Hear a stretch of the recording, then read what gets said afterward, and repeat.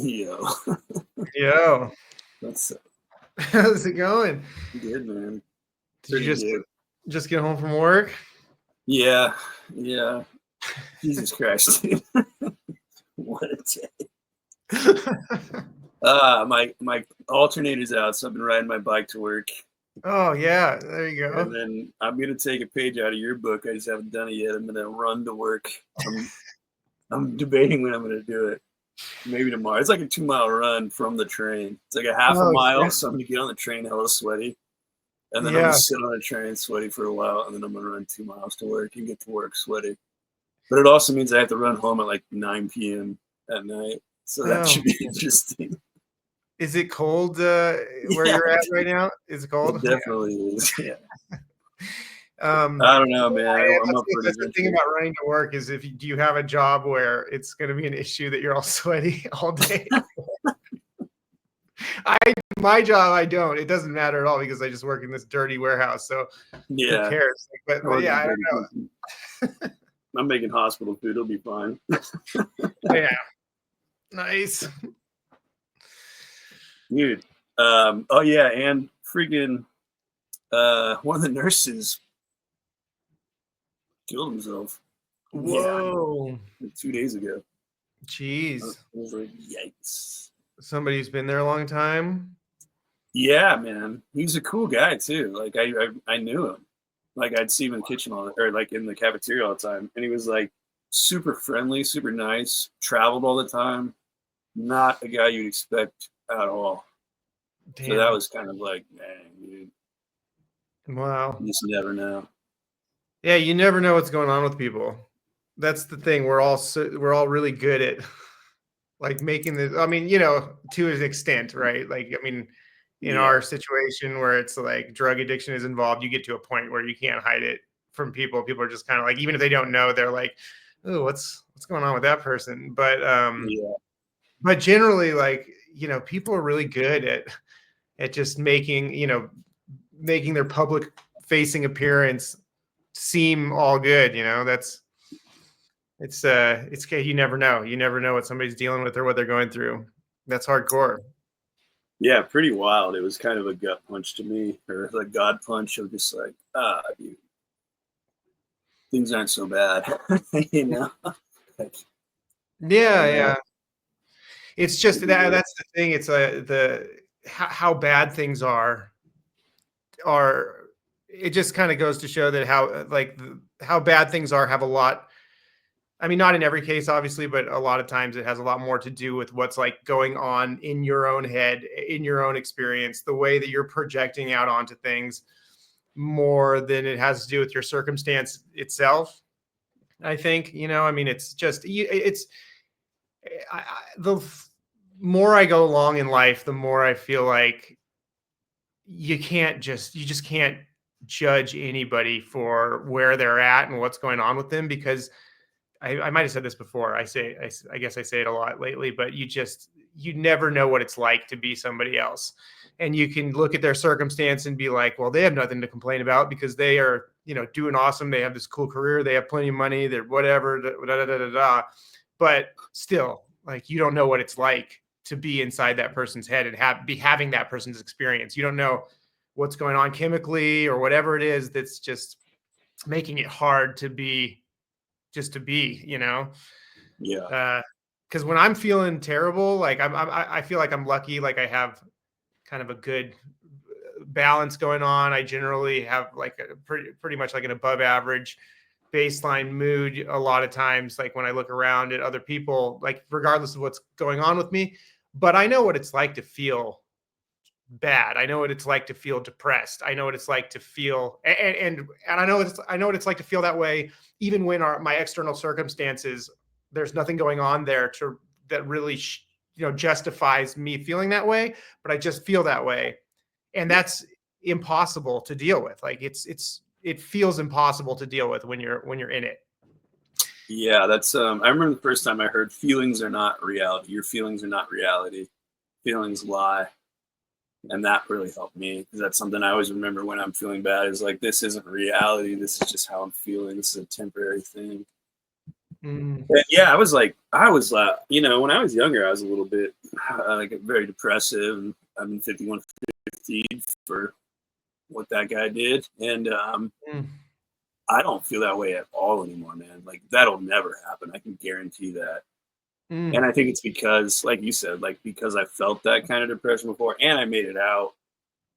Like I just know it always gets better. It always does, no matter what. So I don't know. That's the thing I feel bad about is like, dude, I wish I could have talked to that guy. You know? Yeah, yeah, it's that's the thing. Like there is a there it's always going to change. Everything's always changing. Your mood's always going to change. You're never going to get to a place where you're just like, oh, I hit happiness and I'm just going to ride this out for the rest of my life. That's just never, that's what we all think we're looking for, but it's just not going to happen. You know, that's just not how it works. It's always like this. It's always going to be like this. That's just the reality of existence. And, you know, some people are dealt a less lucky hand than others, you know, like, right. Some people, like I was saying, just have a positive disposition and are more, you know, happy. And then some people just kind of seem to like struggle with just being more. And that's just by, you know, whatever chance, roll the dice, genes. I don't know what it is, but, you know, whatever it may be, your circumstance, childhood circumstances. But, yeah, I forgot where I was even going with that. Dude, you know what I was doing before I got on here with you? I was bored. I was looking up yachts. Oh, that's, yeah, you know. I'm looking at the 95-foot Sunseeker. It's only $7.6 million. Nice. Yeah. That's like the stereotypical thing. Like I don't know who I would be if I ever find myself feeling like I want a boat.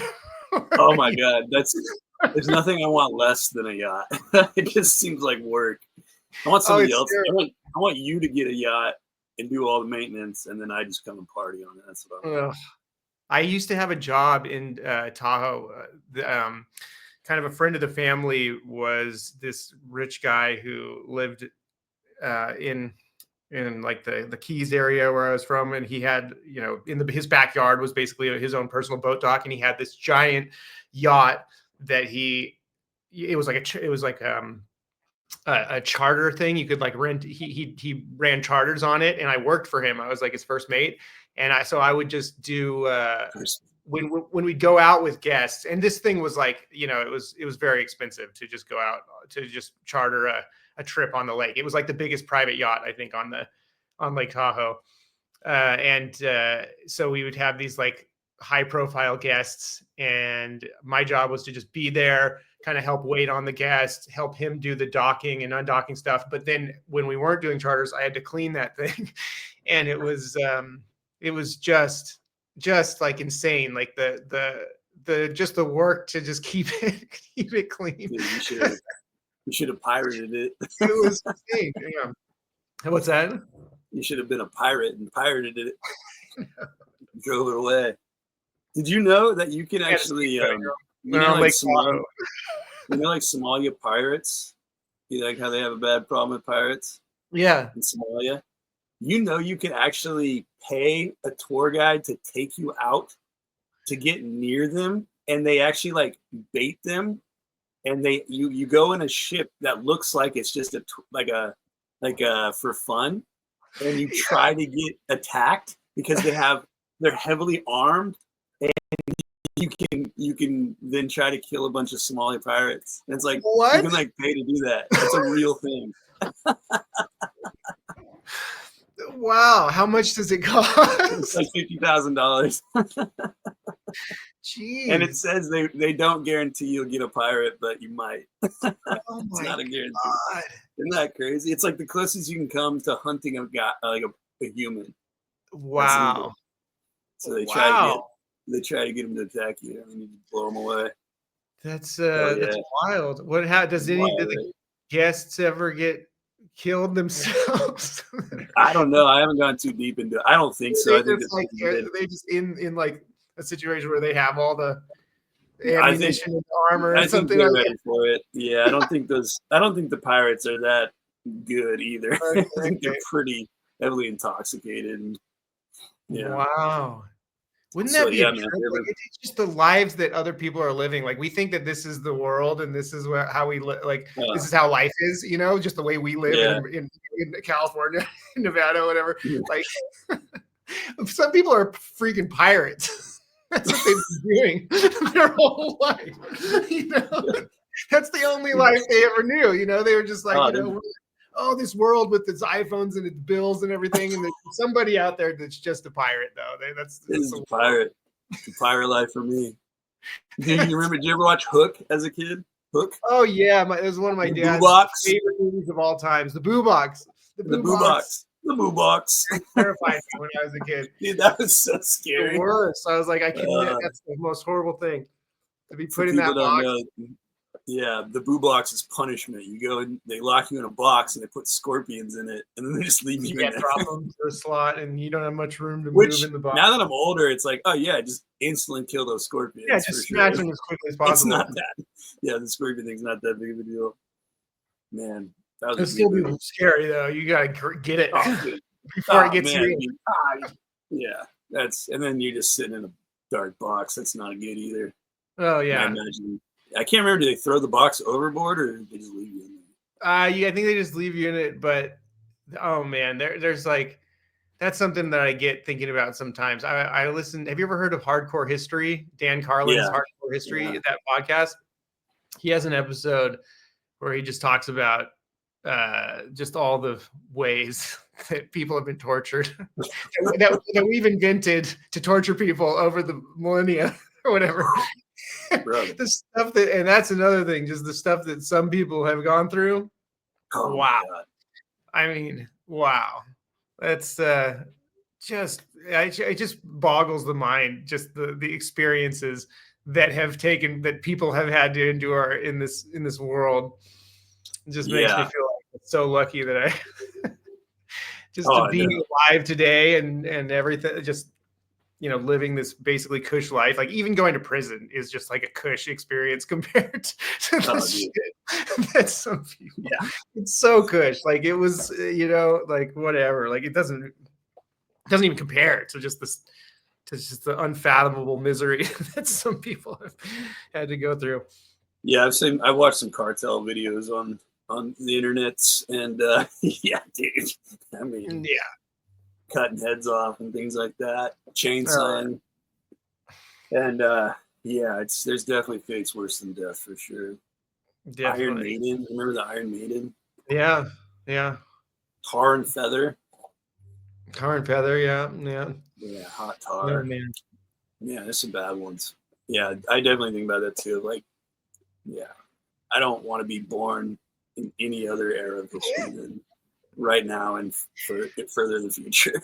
Yeah. I don't know. Further in the future might get weird too. That might get weird too, but I don't know. When like robots replace all of our jobs and we haven't like and the government hasn't like is too far behind to have like developed like a new economic system where where like it's just like everybody's just going to be unemployed. Dude, I want to be enslaved by robots. They haven't figured out what to do about it. It's like, oh, robots are taking care of everything, but I mean, that sounds like that's such an interesting thing. Like when automation just takes over most jobs. It's like that sounds like a paradise. It's like, oh well, we don't have to do any of that stuff anymore. But like if our civilization, if our society isn't ready for that, it's going to be mayhem.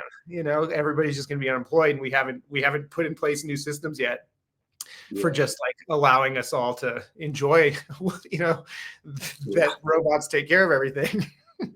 We're just I want it's going to be just rich people in their compounds, and we're all going to be out here just trying to get in there.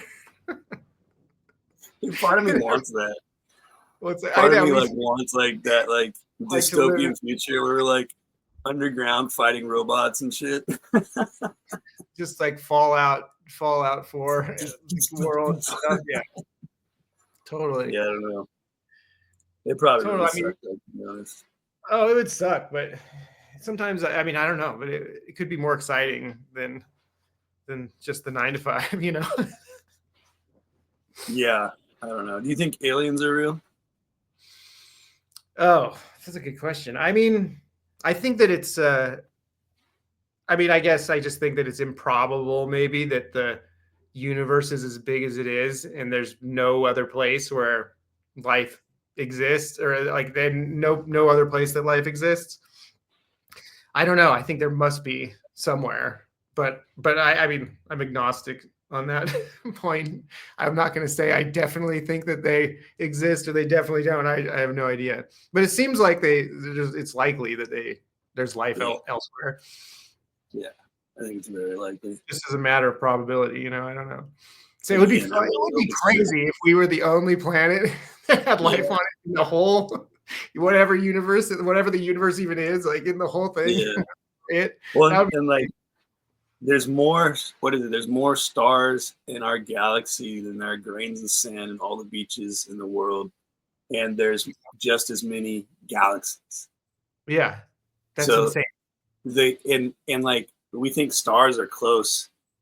We're 5 light years away from the nearest star. Most, on average, stars are about 5 light years away. So that's going at the speed of light, which is 186,000 miles per second Mm. for 5 years. And then you'll hit the next star. And then you look up in the sky and you see thousands Oh, of stars. it's And crazy. that's, yeah, I mean, it's just absolutely something we can't even comprehend. So I think exactly, like, there's no, for us to be the only ones and the first ones is pretty, Elon Musk had a good point on like simulation theory. So the idea that this is all simulation. It's like Mm. Roy from Rick and Morty, the Roy Yeah, game. right. You live a Yeah, whole lifetime. And you think, yeah, you grow old with somebody and you have a whole family. And that was just like a game at Dave and Buster's. yeah. um, I love that episode. that's great. And they have the But Die Hard thing going on at the same time. Just great episode.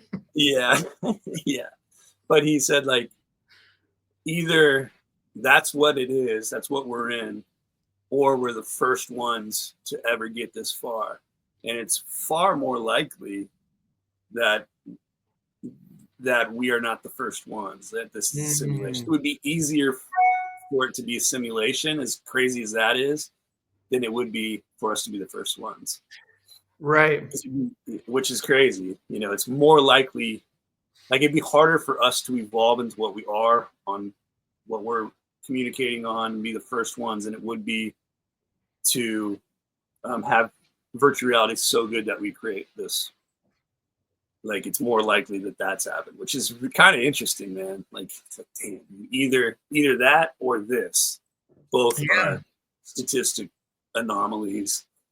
Right. Like either we're the one, or Yeah. we're one of the bazillion or whatever, or one of the or it's all fake. Yeah, yeah. I know. Just thinking about light, I love this kind of stuff. It's so I trip on how we just get so caught up in our own personal story and our own personal journey and our own personal this and that, and like we think everything that's happening to us is like so important, and there's just billions of other people that are billions and billions and billions of other people that have not just exist now but have existed forever, that all felt the same way. There's people 300 years ago that also were like really concerned about what was going on with them, or if they're going to be able to pay their bill or whatever, or if they, something bad happened to their family or something. And their life was just as important as I feel like my life is. But it's just happened so many times. And this is just one other expression of like one in billions and billions that we even know of, maybe even more if there's life elsewhere and all that. Or if this whole thing, like we're in the Matrix, then who knows? But I like reflecting on that because it reminds me that like what's going on, like especially when I'm not feeling good or I feel anxious about something, or I'm feeling like things aren't going my way. I think about all that stuff and I'm just like, this really isn't that important. Whatever it is, it really isn't that important. Like, it's still important for me to do my best and everything, but like, I don't really have to stress about it. It's not gonna, it doesn't, it's not like the end of the world. It's actually doesn't, it's actually so insignificant no matter what. Like, even if I'm like, the most famous person in the world, most rich person, influential person in the world, still in retrospect, like, Caesar was too, but he's not, it's just in retrospect, it's like, still, it doesn't even matter that much. It's just like just one moment in eternity. And this is just the way that this person showed up, like in this world. We have a saying at work, me and the Mexicans. We go, fuck it, eh? Something's not working. Fuck it, eh? Yeah, but seriously, fuck it. That's right. That's right. It's nothing's that big of a deal. And it's like, that's what I just love remembering that. Because it reminds me that it's okay just to like relax into my moment and realize that I don't have to do anything to be like worth it or worth anything. No matter what I do, it's still not going to be worth that much anyway. So like, it's just about like enjoying my moments and having and showing up the best I can to participate in moments with other people. Yeah. And it's like, the little wins. Like today, I was like, man, I was kind of like, I don't know, just busy day. Wasn't really feeling like hopping on here, but then I was like, oh, I got to. And then it kind of got me in the mood. And I was like, let me order a burrito. And ta-da. Dude, they gave me the hugest burrito ever. Oh, yes. So good. I can't wait to dive into this some more. You just affected my future. As soon as we're done here, I'm absolutely going to get a super burrito from the closest place. That's exactly what it is. And then I was eating that. I was like, life's pretty good. Yeah, that's all I want now is the super burrito. I feel like that'll just make my day complete. Yeah. Yeah, it's nice and greasy. I was looking up the payments on that yacht, by the way. It's $49,000 a month. Damn, not too okay. bad. Not so, yeah. That's that could be doable. Maybe one day.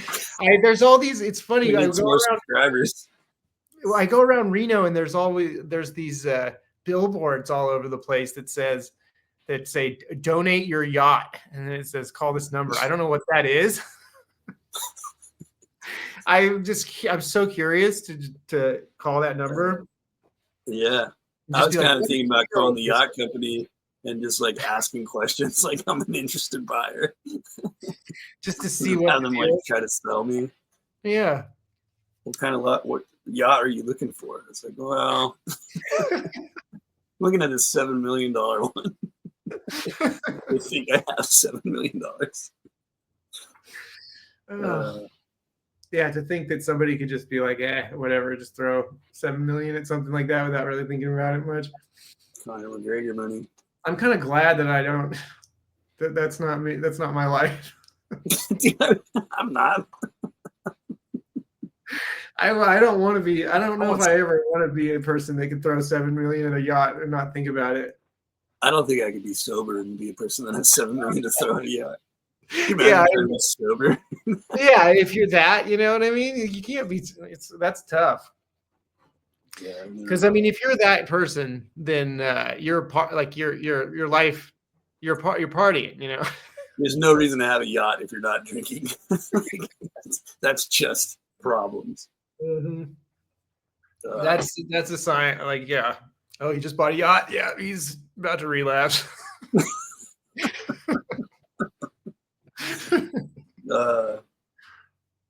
Did you see the Elon Hitler salute? No, you mentioned that, but I don't know. Shit, I didn't see you it. gotta look that up. I don't know it's anything wild. about it. He's going like, "I love you, America." He's like, I think he's trolling. I think he's just fucking with everybody. But it's a tough one to defend. I like Elon. Dude. He's like, no, I was saying my heart goes out to everybody. He just keeps doing this. He keeps doing it. Yeah. I But mean, he's doing it like straight armed. It's wild. I mean, I get that. You know, Elon's kind of Elon's kind of a I don't know if autistic is the right word, but he's like, you know, he's got some sort of, you know what I mean? So I could see him Asperger's or something. I could see him going like, yeah, just into it. Like, you know, yeah, we're going like, and, you know, heart goes out to you guys. And then just people are like, oh, he's Nazi saluting. I mean, I don't see why he would like, you know, if you roll that back and just, you know, why would he be doing that? Like, unless, no, you know, it's definitely not for real. It must have been just like whatever. Like he just like, and then he looks back at it, he's like, "Oh yeah, that was stupid. I shouldn't have been doing that like that." I don't know. This is the first I'm hearing about it, so I don't know any of the details or anything. But oh man, it's been sounds like he might been over the news. That's everybody's like, there's people like, "Oh, it's real. He's like a Nazi," and it's like, dude, it's definitely not real. He's either autistic as fuck, or he's trolling everybody because everybody's always calling them racists and Hitlers and Nazis and stuff. And he notoriously trolls people. Oh, so, yeah. That's funny. Yeah, I don't I didn't that's the other thing. Like I didn't know much about like I like I was saying, I don't really follow politics anymore or whatever. Something about going to prison just makes me not care about that kind of stuff. I just feel like I'm more concerned about like my own what I have control over in my space. Like and that stuff, like listening or following, you know, news feeds and what's going on in politics. You know, so much of it is just bullshit anyway. Like it's just so much of it is like, you know, fear mongering, like, you know, like whatever side you're on. Like it's just news has become this thing where it's like it's clickbaity. It's trying to, you know, sensationalize things so that you'll click on it. You know, that's the business of it. And so it's not all the incentives are steered away from actually giving you like authentic, real information that's unbiased. Like it's just there's no incentive for doing that. So I don't spend a lot of time looking at it, but but as far as Elon goes, like all I knew about him was that he's just like you know, he's interesting guy, super smart, made these companies and stuff, and then all of a sudden, like whatever he was getting into politically made everybody hate him or love him. and then he just like, you know, so like everybody's lately been like, oh, F Elon or like, oh, I love Elon or whatever. Like all of a sudden, you know, I hear somebody start talking about Elon. I'm like, oh, that's why, is because a certain way, you know, and just like my dad, like, all of a sudden I was like, why are you all of a sudden like all about Elon or whatever? And then I realized, oh, it's because he's like has some political affiliation that you're into, and all of a sudden like the news that you've been fed is telling you that he's awesome or not, you know, or whatever. No, I'm completely with you. I watch it not for like I watch it almost completely for entertainment. It's just funny to me. Like I love the characters and like how crazy they are. Dude, it's like politics is just like WWE. It's WWE, man. That's what it is. It's hilarious. It could end in annihilation. Dude, it's just WWE. No, I don't do shit at all. Like it's funny to me.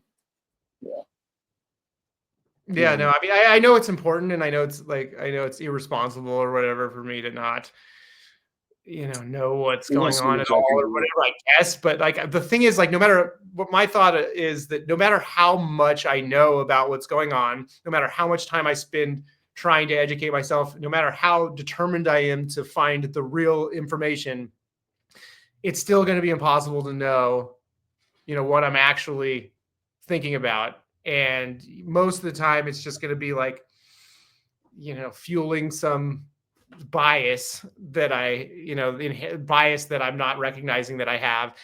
And no matter how passionate and aggressive I get about if I want to get involved and change things, I'm not going to ever be involved enough to actually make a difference in any way. So I'm just filling my day with a bunch of garbage that probably half of which isn't real and half of it is just me feeding an inherent bias.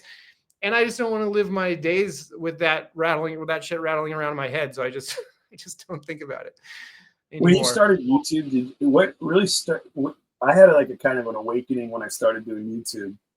about like what you're talking about, how like so much of this is just to get clicks and views. Mm-hmm. Like it's because you can't just be yourself. You can't just be an ordinary rational person and get a lot of views. Really, it's. I mean, you can. You can build it. You can do things like what you're doing, but like I shouldn't say you can't, but so much of like these shock and awe statements and these people that are shock and awe is like, yeah, man, like they know what they're doing for the most part. Like Yeah. they're doing that for a reason. And it's tempting. I feel the temptation on here to kind of do things that I would never do or say things and like just to kind of see if you can like get some traction. And it's hard to be yourself on here. It's easy to be a character on here. You know, it's Yeah. easier. Like it's hard to be your genuine self. I don't know.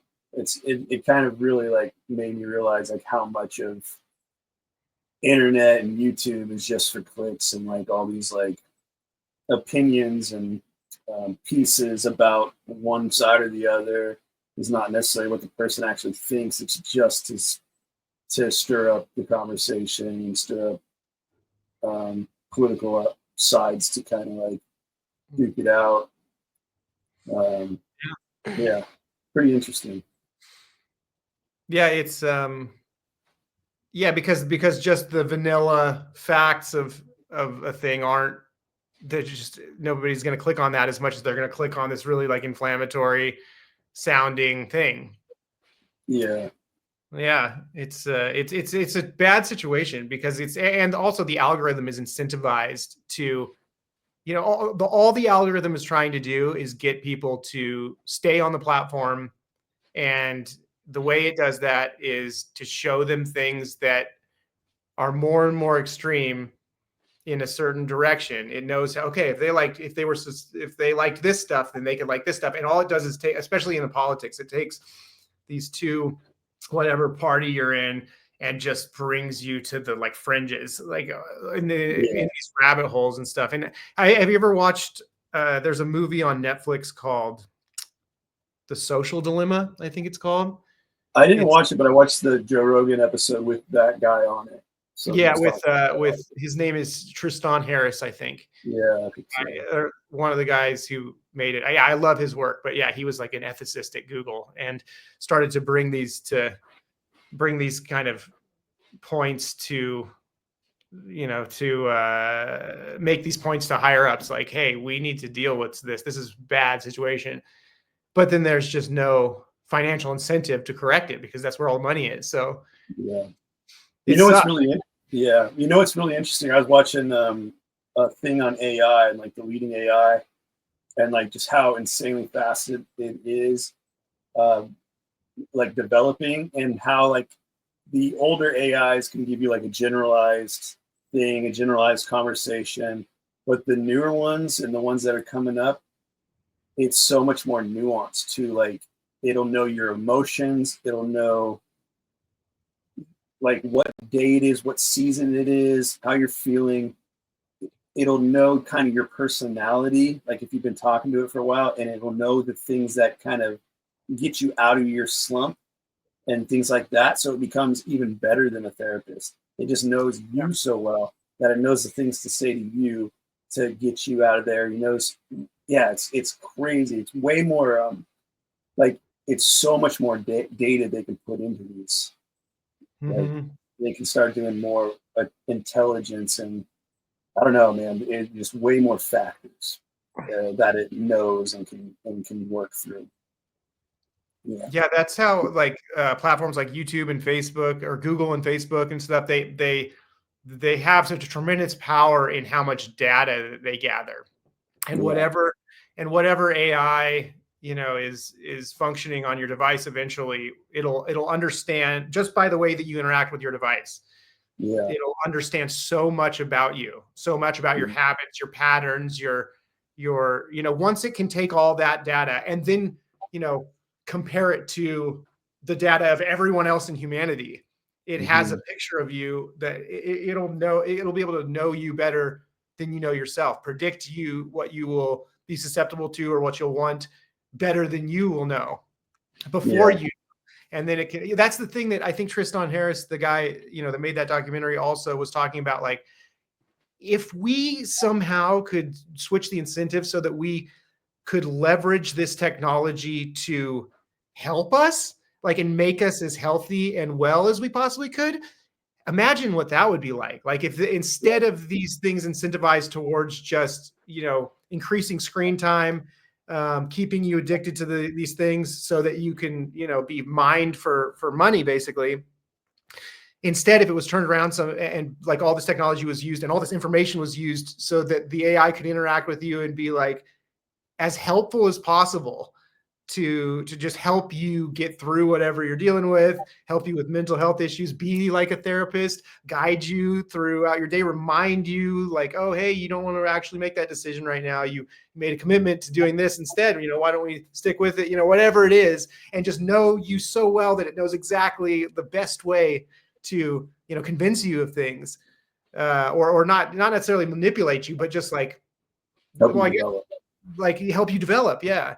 And imagine what that would be like. That would be so cool to have a device like that.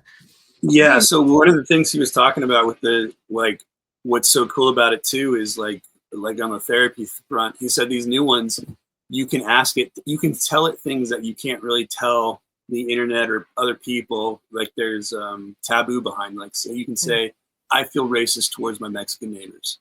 I'm uncomfortable around Black people. And it'll not judge you. It'll allow you to say that, and it can work with you through that and kind of get your opinion. It has the internet as its whole resource. It has, ways to reframe the way you're thinking and things like that. And then, like, it's reading, like, how clean your room is, how well you're put together, what hairstyle you have, what color your eyes are, am I Irish? What descent am I? I mean, it knows so much about you. It saw me drink a soda. It knows I drink Coke. It knows I prefer Coke over Pepsi. I mean, it's just wild. And then, like, yeah, it's really interesting because we come from addiction backgrounds. The therapy aspect of how it can become better than a therapist. I don't know about you. I've had therapists that were good and terrible and had their own agenda and had their own craziness and their own biases that they were bringing to the table and stuff. Exactly. Like, I mean, how can, because a therapist is a human being, and so when you say something like, "Hey, I'm racist" or whatever, like, I'm feeling racist and I'm dealing with this, then there's another human being that's like reacting to you, whatever.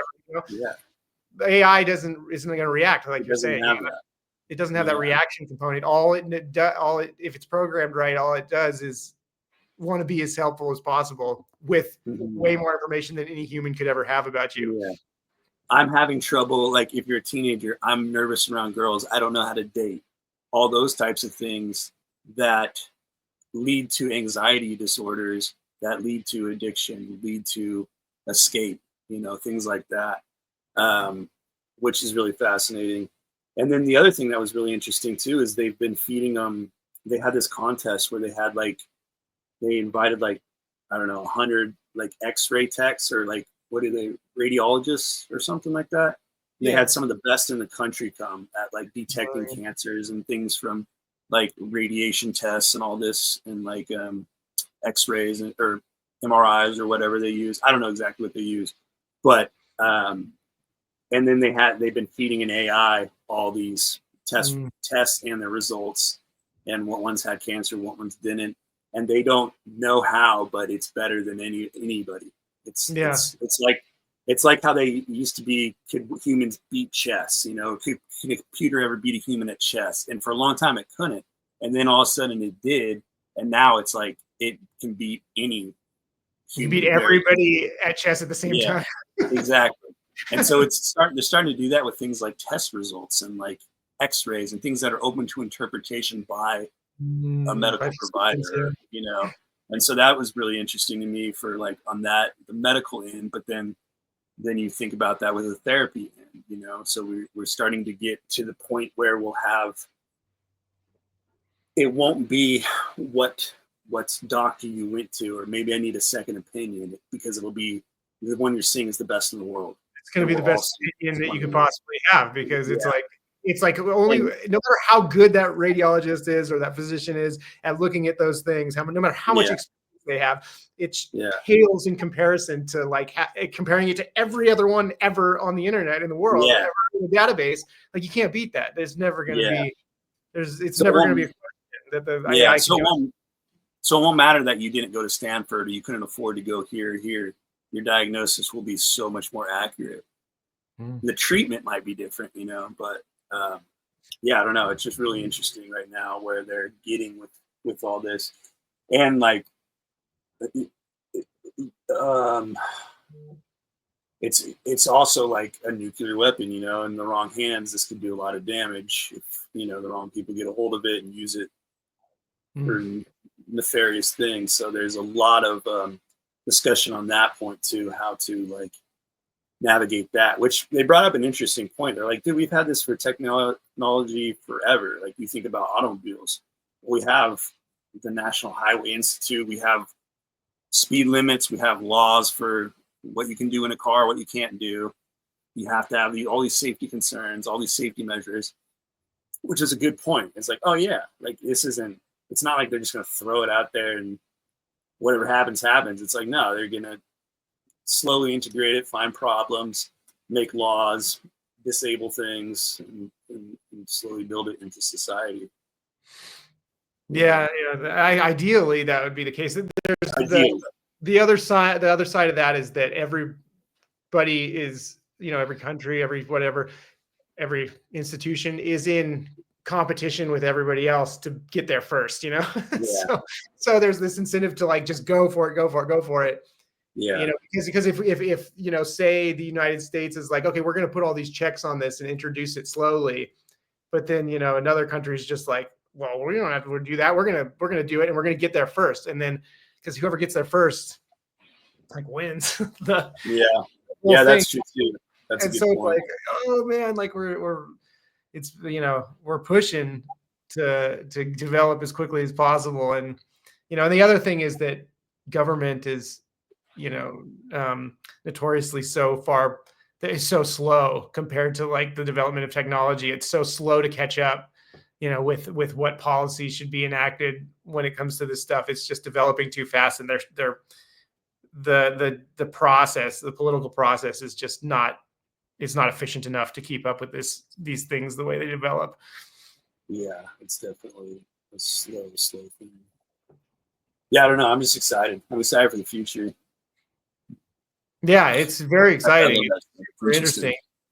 I know. I can't it's hard to imagine where, in 20 more years, what we're going to be doing and what it's going to be like. Because I was just thinking about this right before we came on this call. Is I remember it wasn't that long ago, when I was a little younger, watching a FaceTime call like this, a video call in like a sci-fi movie, and being like, wow, that's so cool, And now it's just like not even it's just we take it for granted that we can do this. But it was so not that long ago. Yeah, that was not even this. This was just what we're doing right now was considered like sci-fi material. Dude, I remember being a kid and like having plugs. You plug in everything. You plug in. You have a plug-in phone, and I remember thinking, well, you can never not have a plug, so they'll never be able to do the things in sci-fi. And like now, and I still don't know how the fuck I get an image through this. I don't. That doesn't make any sense to me, but they figured it out, man. It's crazy. Yeah. Just the crazy shit, like the iPhone doing like just even like AirDrop and stuff. I just don't. Yeah. Like, what? Or just like sending files, texting images, texting videos. Like it's just insane. Like how how quickly this has just become totally. I mean, it's just so crazy how quickly technology just gets integrated into the culture, and then we forget how crazy it is. Mm-hmm. So recently it was so much different. It's so weird. I just watching a movie from like 1980, and just what was you're just like, this is the almost unwatchable. Well, no, but it's just not that. It's just like the world that was 1980. Oh yeah. It just like looks like nobody is on their phone because they don't have one, and it just everybody's like, there's just everything was so different so recently. It's crazy. Yeah. Wild stuff, brother. That last video you made was sweet. How'd you like it? It's good. It's good. It was one of the first times that I successfully posted something, saw that it wasn't getting a good click-through rate or response, and then changed the title and thumbnail, and then watched it go. No way. Watched it take off. Yeah. And I was like, oh yes, so I did, because I posted it and I was watching it and I was like, okay, this isn't doing enough. There must be something wrong with the title and thumbnail. And I had like a backup idea. And so I just once I started thinking about it, I realized I can see why this is not working as a title and thumbnail. And then I posted a different one and it like almost immediately just started going Wow. off. Yeah. Like, it's not like a hugely successful video or anything, but it's like, it went from being like, I think 9 of 10 in my thing all the way up to 2 of 10, like over the course of like a few hours. Yeah. Yeah. I'm not on your level as far as that goes, but yeah, I noticed that too, is if I tweak little things, sometimes it helps. I also post a lot of my stuff on Reddit. So like if a video's under 100 views, I go to Reddit and I go, like with you, I would go into, I think I already did this. I went into like a nursing Reddit and said, oh, I see you RN addicted to drugs, turns his life around. And I post it in like a Reddit of nurses. And I say like, be careful, man. Like there's a temptation out there when you're dealing with medications. And just things like that, where it's like, then you link your video in there. Yeah. Yeah. Oh, okay. And so I have a whole list going because I've been banned from Reddit a couple times for doing this. So there's certain Reddits that allow you to do it, certain ones that don't, and then you have to kind of like softly do it. Okay. But there's a Reddit called it's just like a protection against people just promoting things or something. Yeah. Okay. Yeah, they have like no spamming rules and things like that because otherwise everybody would just constantly do it. But like recently I did some because I just started filming myself at work, cutting my, I don't know if you saw, but I've been doing like ASMR type videos just at work because it's just like I'm here anyways. I might as well just hit record. Yeah. And, I put those in like ASMR Reddits and yeah, they got a couple hundred views. I was like, oh, nice. For no work at all. That's awesome. Yeah. That's awesome. So, yeah, I don't know. It's fun. It's interesting. It is. I want to get it. Huh? I'm trying to get part of the reason I want to do this stream is because I'm trying to record our audio separately so that I can get doing these interviews better. And then I'm going to order a mic and like actually have really good audio, hopefully within the next month. So trying to upgrade it. Yeah. You don't have to, even just a not super expensive mic can make a huge difference. Like I use this, I have an iPhone, but I use this for my videos when I record. It's just this little, it plugs into what is that? An iPhone. It's a MV. It's the Shure MV88. It just plugs right into the iPhone. That's what I use for my videos. It's not the best. If I'm close enough to it, it sounds great. When I'm a little farther, it gets a little echoey. These are also good. The blue mics, the Yetis. Oh yeah. So I have one of those. I just don't have the cord. I need to order a cord or see if I can figure that out. But. Yeah. There's I want to get some better mics too if I ever start podcasting. Yeah. Hell yeah, man. I'm out of stuff on my list.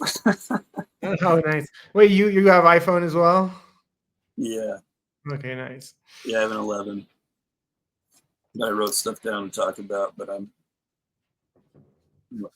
yeah. Oh, I do have one more. Do you know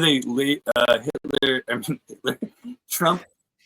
I can't believe this is that. I was reading Hitler in here. Trump just declared cartels terrorist organizations.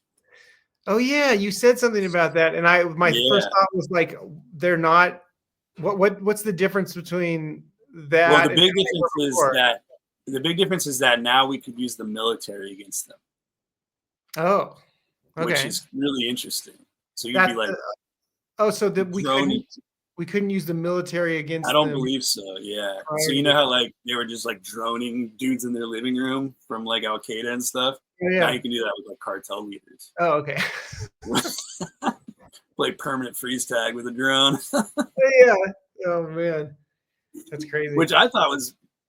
I mean, I have no idea.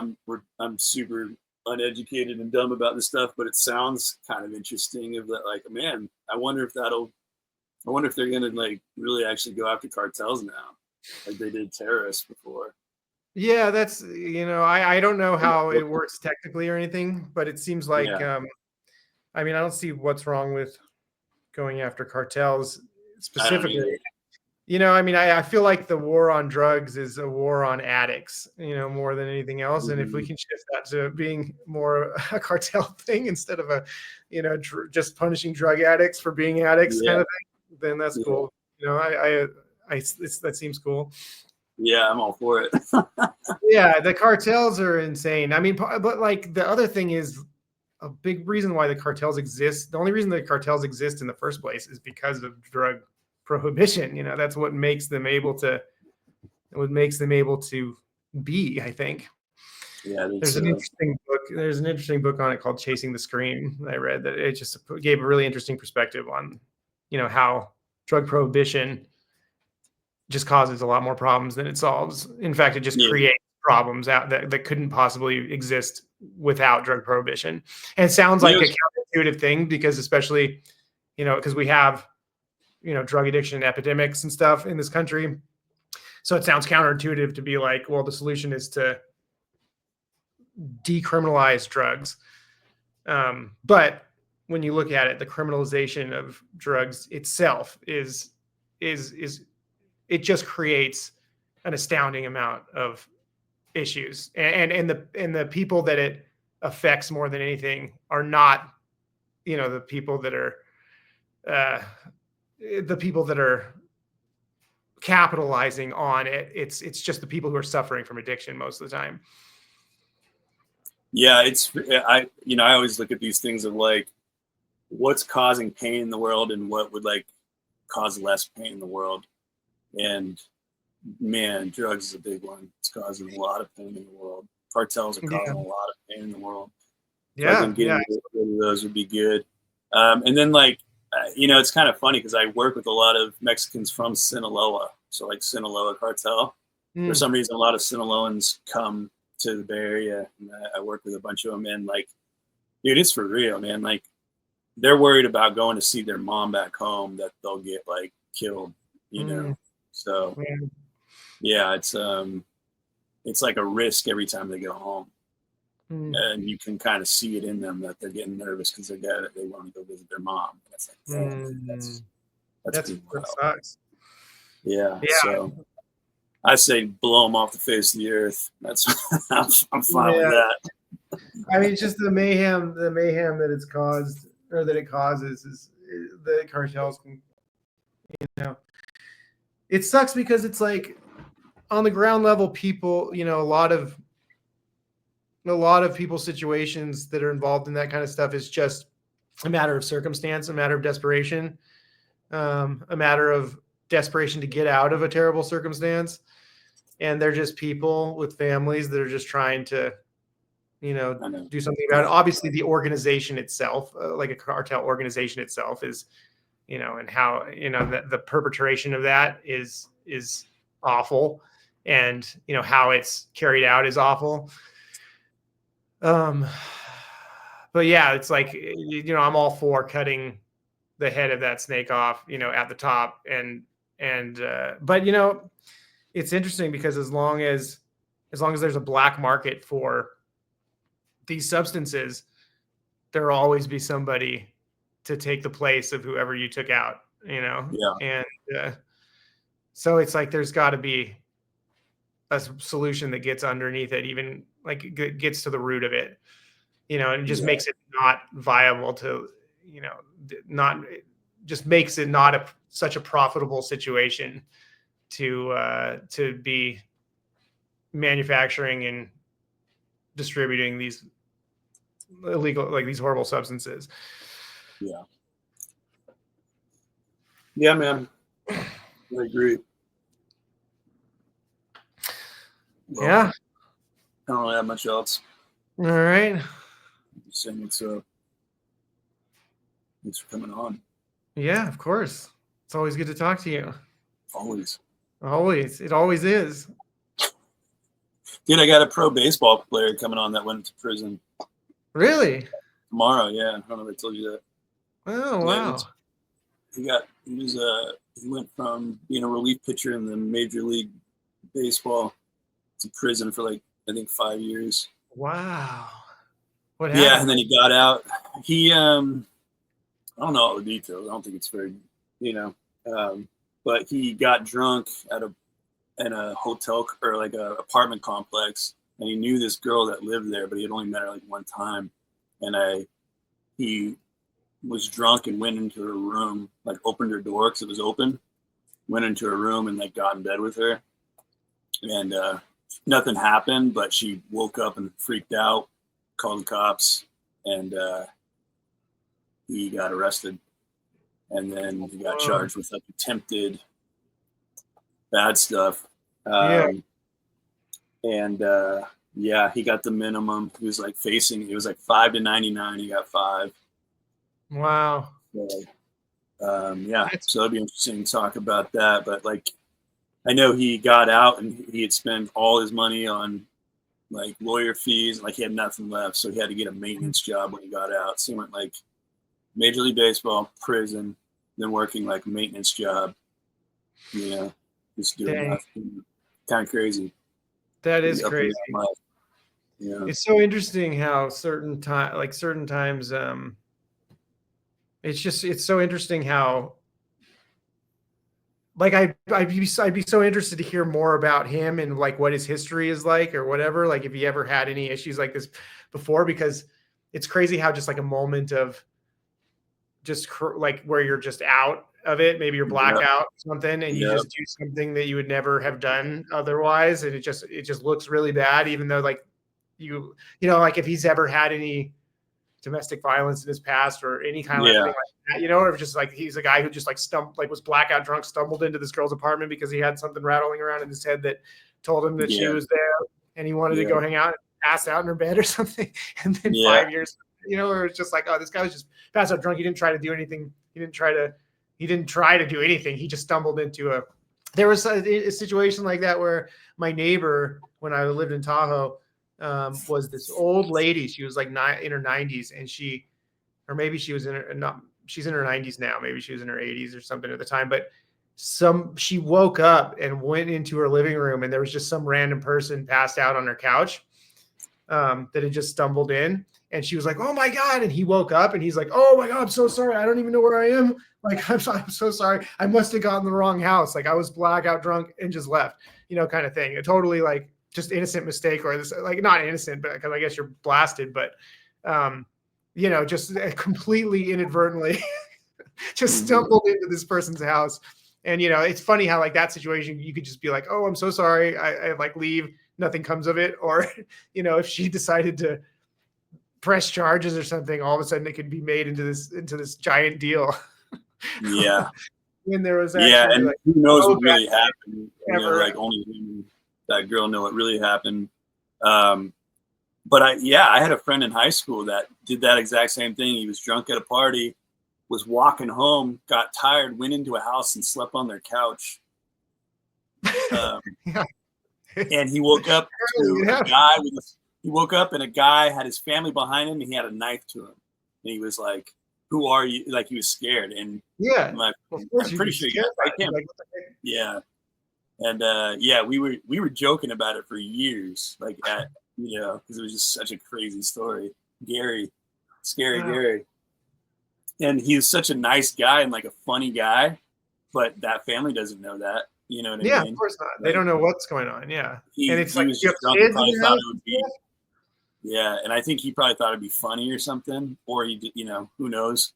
But it was yeah, I don't know whatever happened with that. I don't think he got in really big trouble or anything, but could have been. Yeah, yeah. It's funny because I feel like sometimes we uh, we judge the technical events of certain situation, judge people for the events of a situation, when we should be, in certain circumstances, we should just be looking at like what was the intention here and what Yeah. actually, like what was actually intended, Yeah.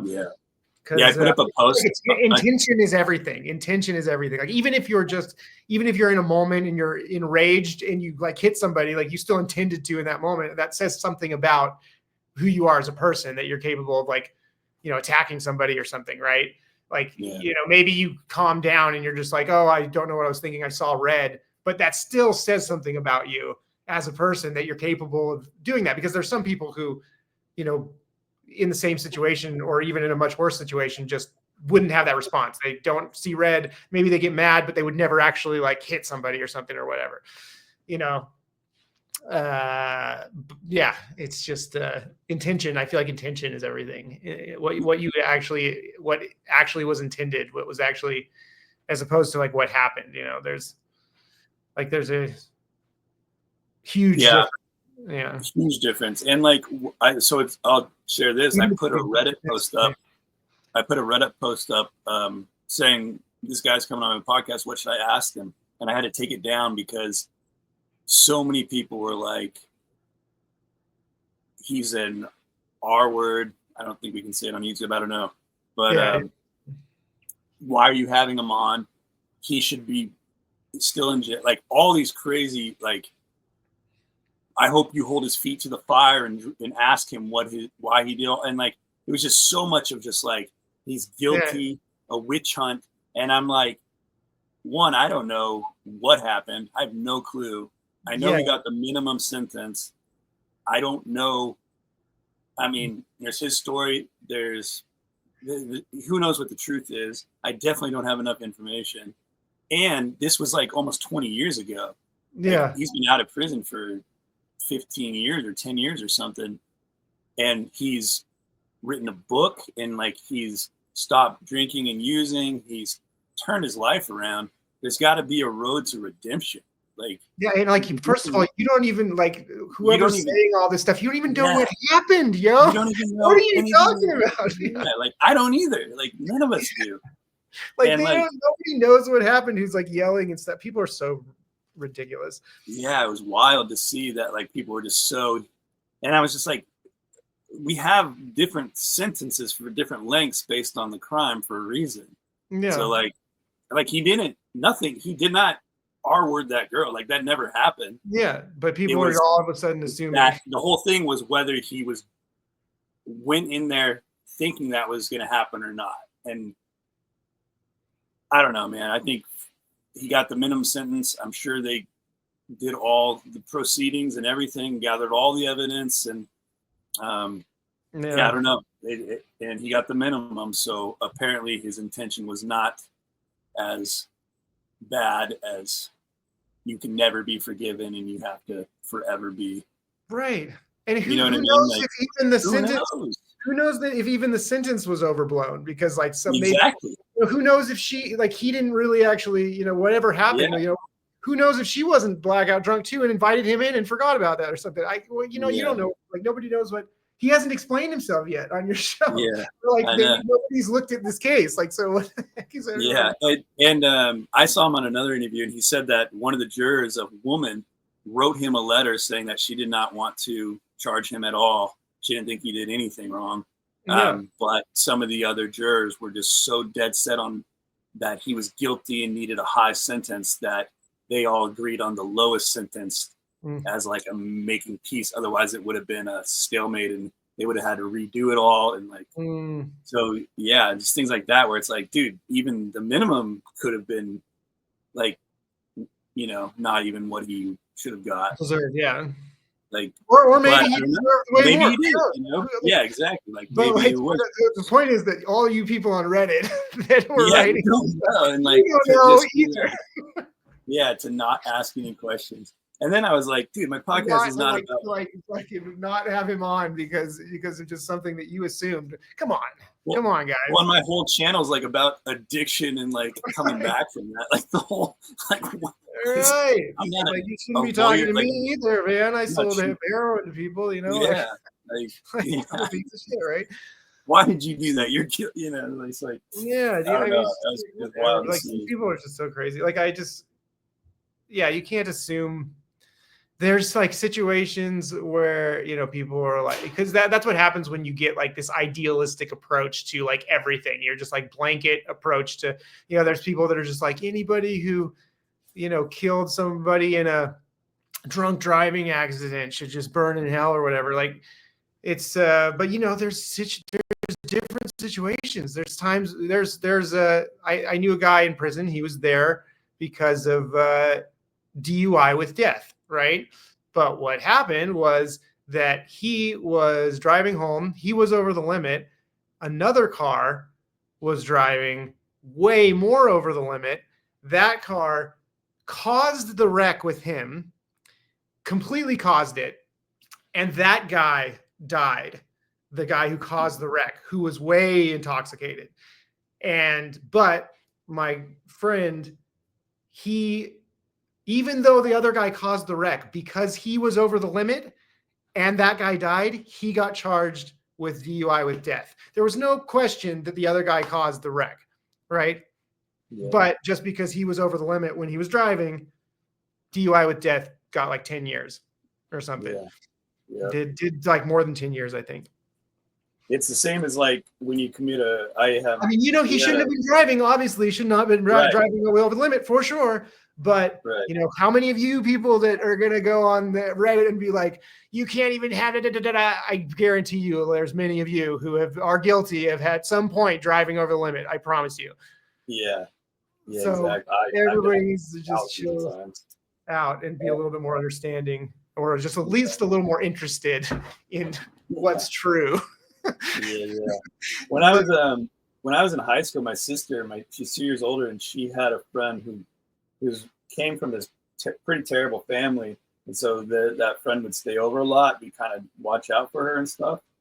Well, they kind of grew apart, and like years later, that girl got into drugs, and she got involved with like a guy, and they ended up trying to rob her mom, and one of them killed her in the process. The boyfriend killed her, and the mom, Whoa. Her mom. Damn. They were just robbing her house for drug money, and the guy killed her mom. And she's still in prison today. She got a life sentence. Wow. Yeah, and she didn't kill her mom. She didn't do anything. Yeah, she was just involved. They were just robbing it. She had never intended to do that. She was just trying to get some money for drugs. And her, the boyfriend, and 2 other people that were with them all got it.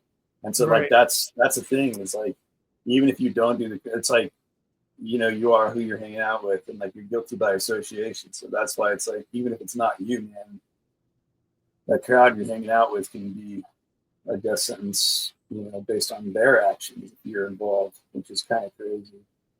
Yeah. If there's one thing I've learned from going through the criminal justice system, it's that people's sentences and, you know, people's sentences don't always reflect what happened. You know, there's a lot. It varies so wildly. You know, it so much depends on how much money you have to throw at lawyers and stuff. Like huge. What's the guy from the Raiders that got in a DUI and killed, or he was drunk driving and driving like 100 miles an hour or something on the freeway and killed a person or 2 or something. This happened pretty recently, like last year or maybe the year before or something. Anyway, he was playing for the Raiders. I forget his name. And he's now at the camp that I was at here in Carson City. No way. Yeah. And he got the same sentence as I did, 3 years. And he was, I guess he was wasted. I don't know how far over the limit he was, but he was driving like 90 or 100 miles an hour, like completely going crazy, and ended up killing somebody. Wound up with 3 years because he has a lot of money to throw at it. He got 3 years. Henry Ruggs, yes. And he's there at camp right now where I was. 3 years for that. Okay. So then I have another friend of mine who was in there who is doing 14 years for the same thing, except for he was just driving to the gym the morning after having partied, still had alcohol in his system over the limit. He just wasn't thinking it was the next day, but he's still over the limit, doesn't realize it, gets in the car to go to the gym. Then two people die. He gets in a wreck and 2 people die. He's doing like 14 years. Same thing that happened to Henry Ruggs, but Henry's doing 3 because he's got all the money in the world, right? to throw at lawyers. Wow. It's just, that's the difference, And so you can't be judging people on. And there's some people in there who just got maxed out, crazy sentences, and you're just like, what? There's people who, like, I was in there with people who were like literally like on their 4th domestic violence case. And there was one guy who this time he had broken his girlfriend's arm with a baseball bat, went at her. Fourth offense. He got less time than I did. It depends. It's the criminal justice system is so foul because way too much of it depends on how the people who are sentencing you, the judges and the whatever and everybody, like how they happen to be feeling in that moment. Like I saw it with my judge the day before. She was just giving people the lightest sentences. The next day she was giving everybody the max sentence. They've done studies on this where they studied like a parole board that grants people that decides whether they're going to grant people their parole or not. And they studied them. I can't remember exactly where the study was. It was in a different country. But they could determine how whether the parole is going to be granted or not based on how close it was to or far away it was from their last meal that they ate. You know what I mean? So it's like this is the way that we're deciding how long we're going to put people away for. Dude, that'd make a great Snickers commercial. Huh? That'd make a great Snickers commercial. Yeah, definitely. Yeah. Just if they're close to lunch and they haven't eaten, they're the furthest from their meal, the granting of parole drops. Regardless of the sentence or the crime or whatever, or whatever's happening in the paperwork, the granting goes almost to 0. And then after lunch, it goes back up where they're, granting parole a lot more often. It's just way too human. It's way too human to be determining the course of people's lives by. And it just sucks that you can pay your way.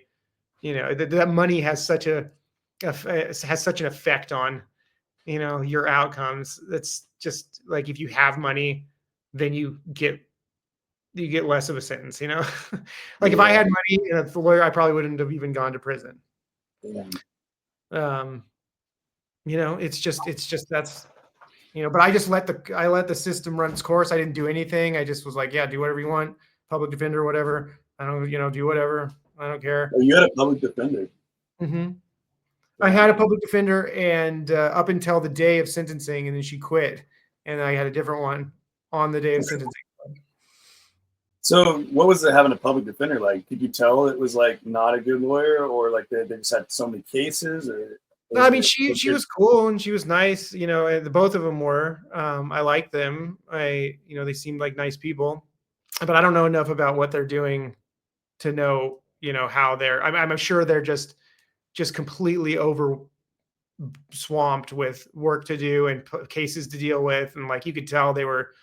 They were just kind of like, okay, I was just another person in the endless queue of people they had to, work with. And it's just, they were just way too, they don't have time to do anything about your case. They're basically just trying to get you through the process, because that's how the process works.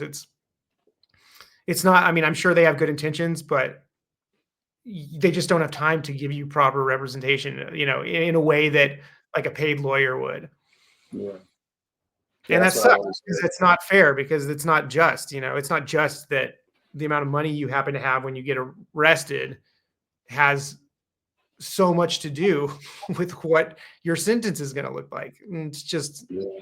that's foul. That's not fair. It's not just, that's not just at all. The criminal justice system is a mess. It's it's a total mess. And it's so silly in so many ways. And there's so much garbage. It's just, I don't know. It's so over congested with so much bullshit. It's Yeah. just, I don't even know what the solution would be to start to, reform it or anything, but it's just a mess. It's so silly. Yeah. I mean, yeah, it's something I think about too. Is like, why is this not better? Why is this so fucked up? Like, Yeah. why can't we do this better? Seems Yeah. like it's pretty important, but I know it does seem, and okay, we have a huge, prison. We have just like, we incarcerate more people in this country than anywhere else, I think. And a large percentage of those people are nonviolent drug offenders. It comes back to the punitive, just drug thing, people who didn't do anything else besides had drugs they were addicted to. I'm all for giving people an appropriate punishment if they do something wrong, regardless of, well, if the reason was they were on drugs. That doesn't matter. If you're, you can't, it's not an excuse to say, well, I robbed this person, but I was super high. Well, you still robbed that person. So, all these other people that were high didn't yeah, rob the person. So that's not a, maybe that being high on drugs was actually the reason why you robbed the person, but still you robbed the person. So you got to be punished. I think that's not okay.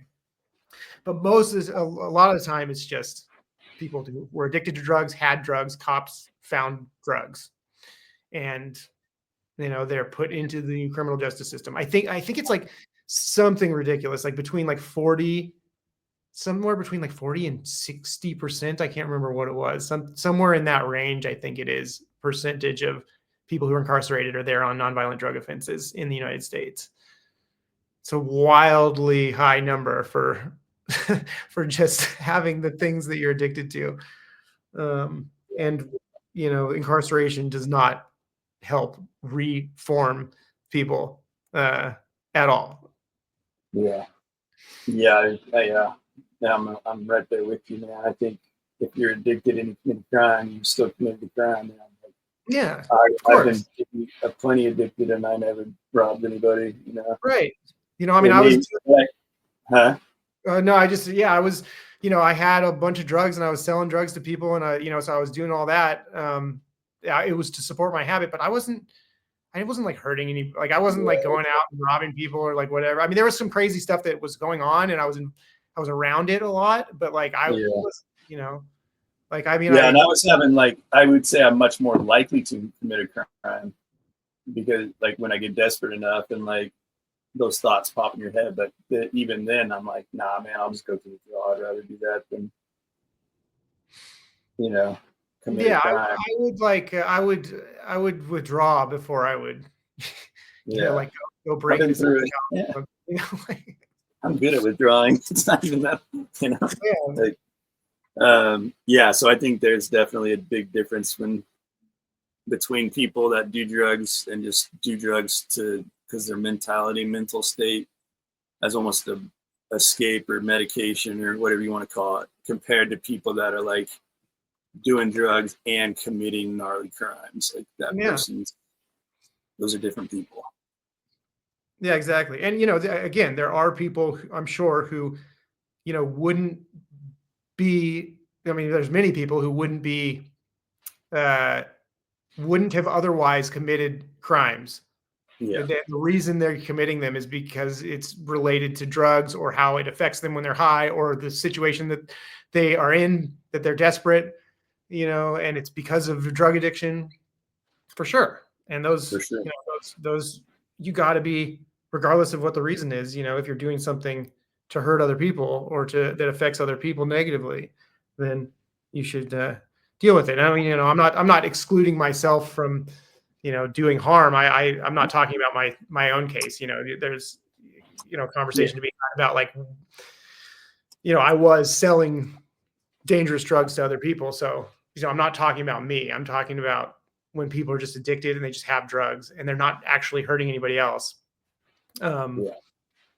at all. And, they're just caught with them. And, otherwise they're just holding down a job or doing whatever. They're a functioning addict. It's not the, it's not giving helpful. that person a felony. So now Yeah. that they lose their job and now they have no way to make money or get a new job is not In the criminal justice system. at all. Like, I'm not saying they should just be let go. Like, if you break the law, there's always a punishment, but it's that you're just making it worse, if anything. Yeah, I mean, I think I'm of the opinion that it should be up to the individual what they want to do in the privacy of their own life. If they're just doing, if you're just taking drugs, that's, to me, that shouldn't, even if it's a problem, even if like drug addiction is a problem and it's dangerous, the drugs you're doing, and you're not safe and you're not healthy. If you're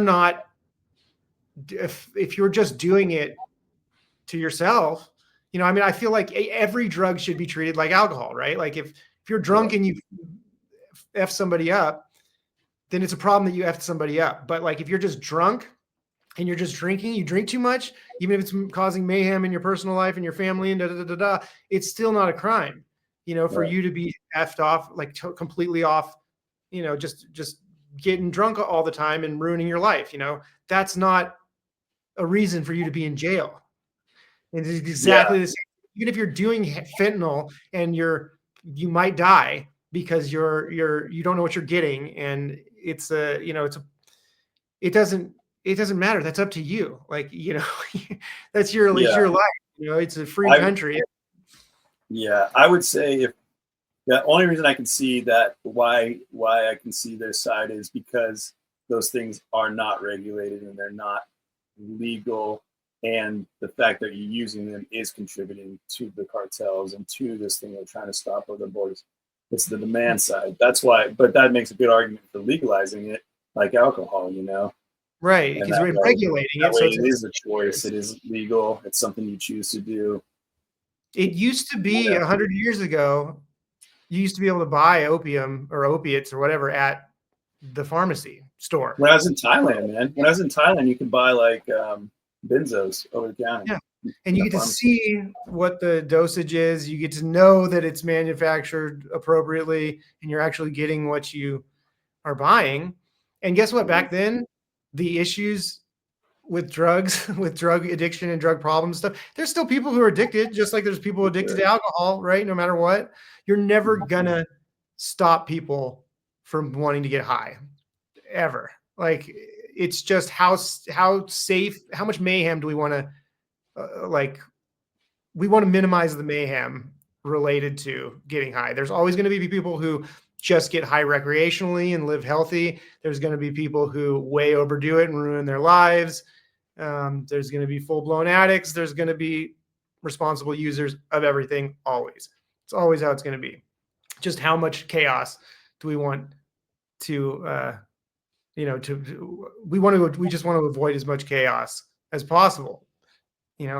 People are people, they're going to do what they do, but that's what the society is for, is just like hopefully minimize the issues.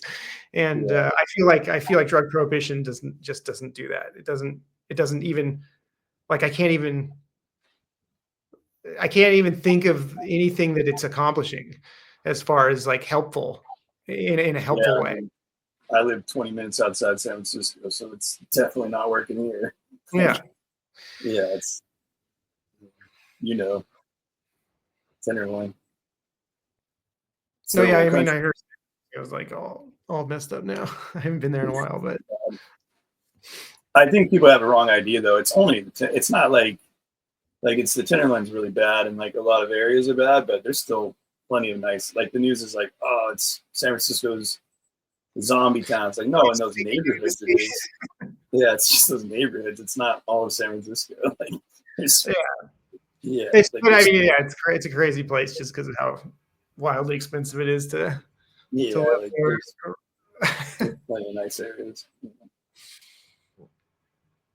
Yeah, man. I Uh, hope to see some changes. I hope. Oh, dude. all right. Yeah, I better get going. I'm gonna Yeah. have guests here shortly. Yeah. Cool, man. Thanks for talking. That was fun. Yeah, likewise. Yeah. All right, dude. Well, All I'll right. talk to you soon. See you on the next one. Later. I got this thing.